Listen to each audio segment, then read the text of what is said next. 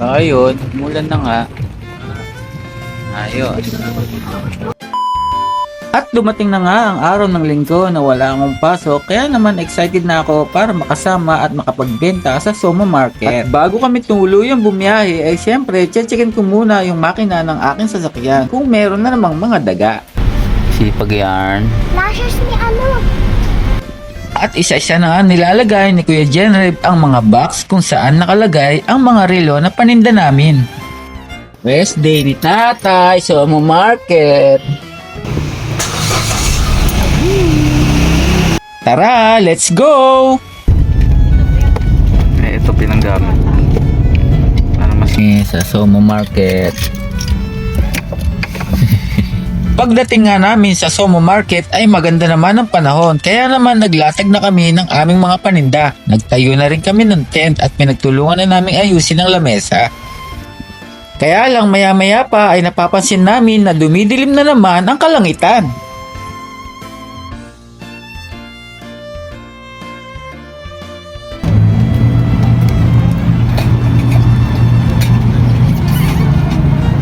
Ito at ang malupit, ganyan siya kaliliit.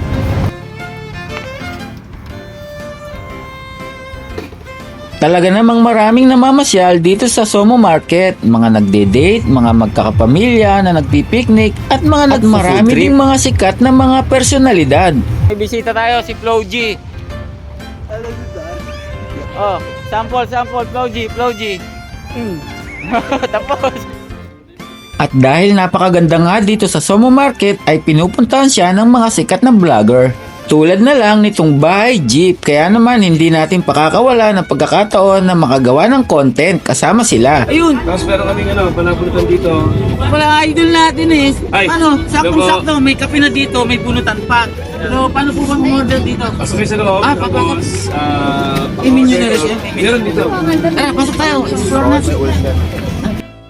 Grabe, napakabait din pala talaga nila, kaya naman nabibless sila.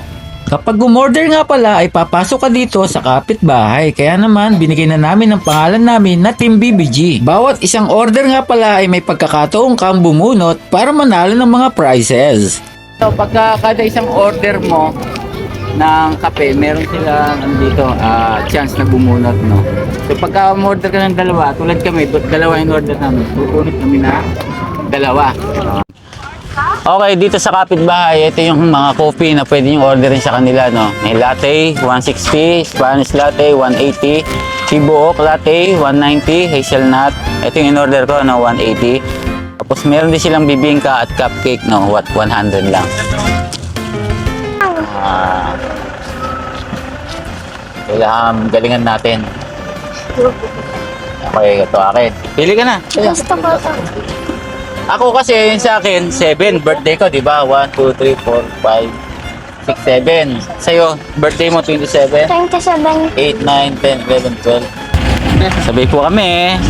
Nakabili ba kayo ng tubig hindi? Galing, galing. Katuwa, bukod sa kape, masarap na kape, meron pa kayong pwedeng manalo. Okay, open natin. Guys, ito na. 196. Sa'yo? 26, 25. 95, 95 lang 195. po. Oh!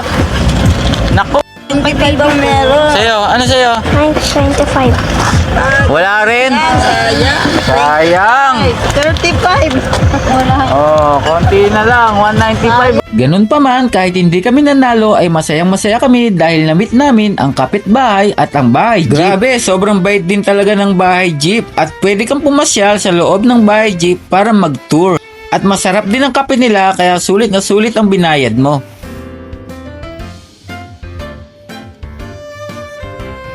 Ayun nga, pagbalik namin sa pwesto namin ay talaga namang pumapatak na ang ulan. Etong ulan talaga ang kalaban ng mga tulad namin na nagtitinda dito sa trunk sale. Kaya naman wala kaming magawa kundi magpa-offset at sa susunod na lang ulit kami magtitinda. Kaya naman ibinalot na namin ang aming mga panindang relo para hindi masira at hindi mabasa.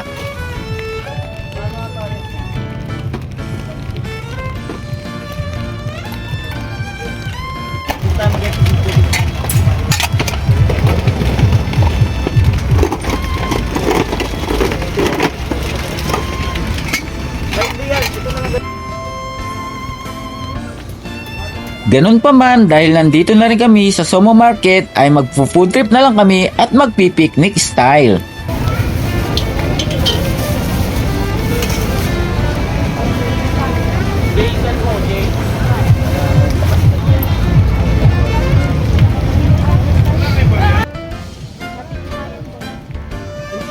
I-enjoy lang namin yung mga pagkakataon na magkakasama kami kahit hindi kami makapagtinda ngayong araw. Ayan nga pala, si Ate Gwen ito, nakabili pa ng damit niya. Talaga naman nagpapasalamat pa rin kami sa Diyos dahil bago kami tuluyang magsara ay nakabenta pa kami ng 2 relo.